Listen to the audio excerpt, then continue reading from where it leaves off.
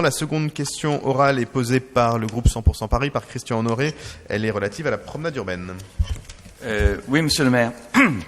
Les riverains ne comprennent pas comment on a pu passer d'une belle idée, qui était la promenade urbaine, à un gâchis manifeste.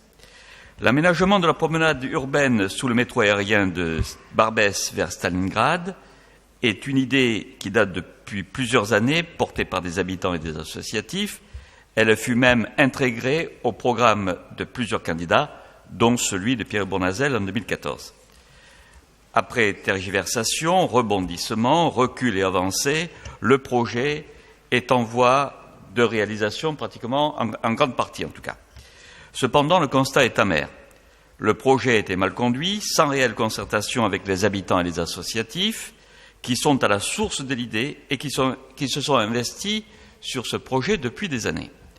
Le moins que l'on puisse dire est qu'ils n'ont pas été écoutés et entendus comme il aurait été utile qu'ils le fussent.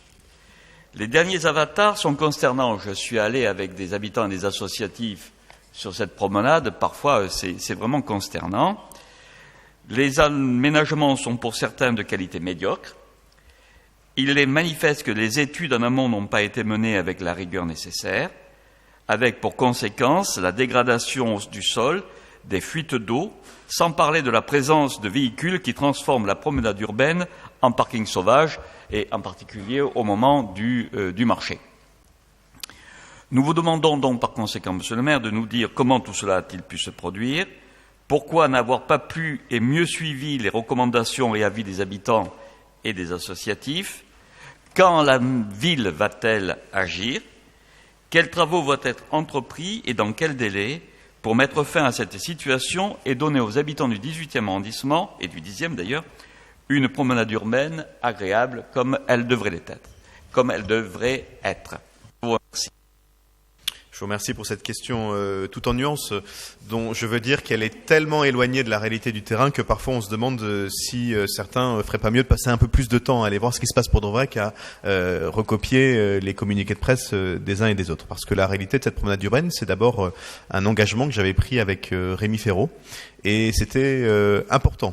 Pour les deux mairies de travailler ensemble, c'était assez nouveau. Il y a eu aussi des moments de tension entre les deux mairies, notamment sur des histoires de circulation. Daniel Vaillant s'en souvient bien, quand certains avaient pour idée de reporter vers le nord les problèmes de circulation. Et évidemment, tout ça était des réalités conflictuelles compliquées. Nous avons décidé, nous, de travailler ensemble pour reconquérir ces espaces qui étaient des interstices.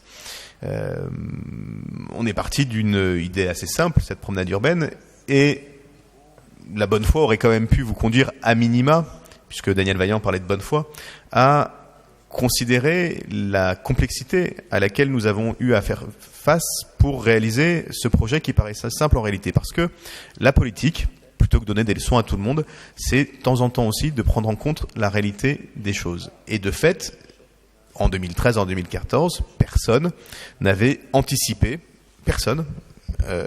la réalité de la crise de l'accueil à laquelle nous avons eu à faire face.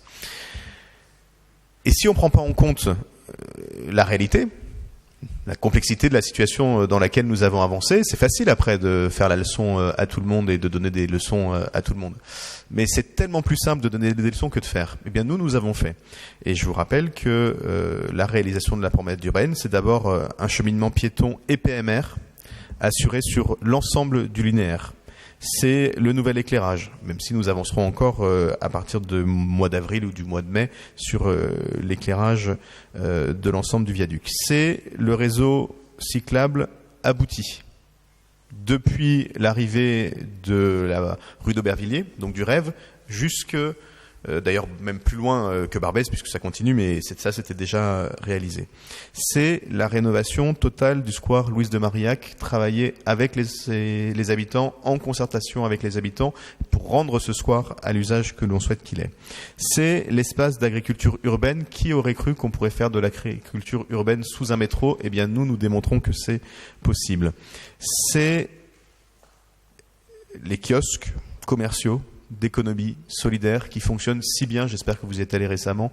C'est pas dans le 18e, mais sur la promenade urbaine du côté de Stalingrad et qui lance cette promenade dans de bonnes conditions. Et puis, c'est aussi des travaux qui sont en cours, des potelets, des arceaux à installer. Ce sera fait normalement avant la fin du mois. C'est bien sûr, je le disais, la mise en lumière du viaduc, 3 millions d'euros quand même, hein.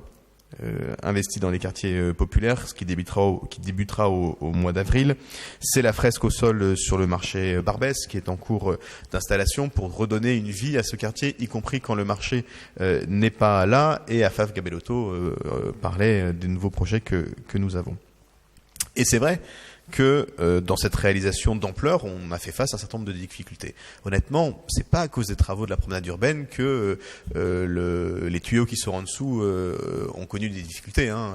Vous voyez, dans Paris, il y a un certain nombre d'enjeux de sous-sol qui existent, et c'est vrai que à cet endroit comme ailleurs, il est arrivé que nous ayons des difficultés, comme on le voit aujourd'hui, qui créent d'ailleurs des difficultés majeures de circulation, et en même temps, on ne va pas laisser les camions tomber dans le sous-sol, donc on est bien obligé de prendre en compte les réalités urbaines et les difficultés urbaines. Et quand on fait des travaux, quand on fait quelque chose dans la ville, il arrive que tout fonctionne pas aussi parfaitement qu'on l'aurait souhaité. Et là encore, toute personne de bonne foi est amenée à reconnaître que ce sont des choses qui arrivent systématiquement sur les grands projets. Et d'ailleurs, si on ne faisait rien, si on arrêtait les travaux, comme certains le prétendent, ce serait pire encore, parce que la réalité, c'est que les sous-sols continueraient à s'affaisser et que Paris continuerait à bouger. Et donc, on est amené à faire ça. Mais le projet de la promenade urbaine, cher Christian Honoré, c'est pas seulement des travaux. Le projet de la promenade urbaine, c'est avant tout une programmation. C'est un travail sur les usages. C'est l'idée qu'on peut reconquérir ces territoires au profit des habitants, territoires qui ont été longtemps mis de côté. Et de ce point de vue-là, je crois que, d'ailleurs les habitants le disent souvent, les associatifs le disent souvent, l'ensemble des moments d'animation qui ont eu lieu et la respiration qui est faite grâce à cette promenade urbaine est une grande réussite. Afaf Gabellotto parlait du food market. C'est un élément important pour la promenade urbaine. La ludomobile, avec la DFPE, là aussi, c'est une nouvelle façon de voir l'espace public et de voir ce quartier. Vous y êtes peut-être allé avant les fêtes de Noël. Vous avez constaté à quel point c'était apprécié. Plusieurs centaines, des milliers même, plus de 1000 visiteurs sur les quelques après-midi où elle a été ouverte. Et ça a vraiment complètement changé l'aspect de cet endroit. Et nous allons, on verra bien.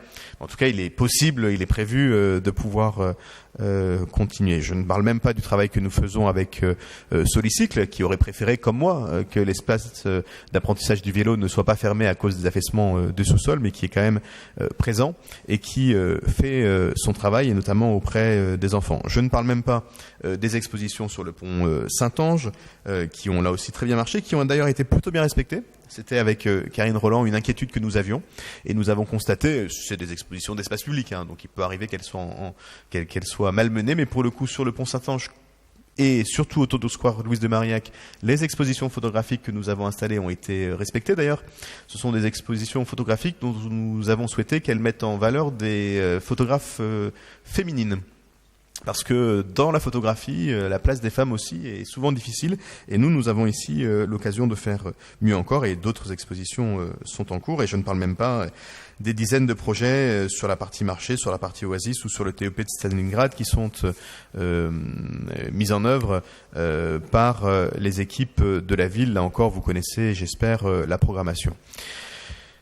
Et puis, il y a la vie sportive, parce qu'on n'oublie pas dans la promenade urbaine la vie sportive. Et là encore, sur les espaces sportifs, je veux remercier toutes les associations qui se bougent et qui, plutôt que de toujours tout critiquer, que toujours dire que tout va mal, essayent de faire des choses et souvent le font avec beaucoup de qualité. Donc, quand est-ce que nous agissons ? Tout le temps. Et on n'attend pas qu'on nous le demande. Comment tout cela a-t-il pu se produire ? Parce qu'on a fait des choses. Et que quand on fait des choses, parfois il y a des aléas, et que la vraie vie, la vie rêvée, c'est tout est formidable, et la vraie vie, et ceux qui souhaitent être maire du 18e auront à le découvrir s'ils le sont, c'est de faire face à des aléas. C'est comme ça. Et d'ailleurs, quand on fait rien, en fait, on a aussi les aléas. Mais on fait rien. Nous, on fait, et on a les aléas, et puis on les surmonte, et puis on a des difficultés, et puis on les surmonte, et puis il y a des trucs qui marchent pas, et bien on les transforme. Et quand les travaux vont être entrepris, quand les sondages auront été concluants, qu'on saura exactement ce qu'il faut faire, parce qu'avant de faire, le mieux c'est d'étudier. Et donc les travaux seront entrepris le plus vite possible quand on saura exactement quoi faire. Je vous recommande, et je recommande aux élus que nous sommes, de faire confiance aussi de temps en temps aux ingénieurs. Moi je ne suis pas ingénieur, donc je ne sais pas. Je sais que des sondages ont lieu à 75 mètres de profondeur pour étudier l'ampleur du gypse qui est situé sous la promenade urbaine et qui peut-être a été abîmé. Et donc une fois que les gens dont c'est la spécialité auront fait tout ça, nous serons en mesure de vous donner des délais plus brefs. Mais l'engagement sur la promenade urbaine, c'était notre idée. On l'a mise en œuvre, on l'a réalisé dans des conditions très difficiles. Et moi je suis très fier qu'on y soit malgré tout arrivé.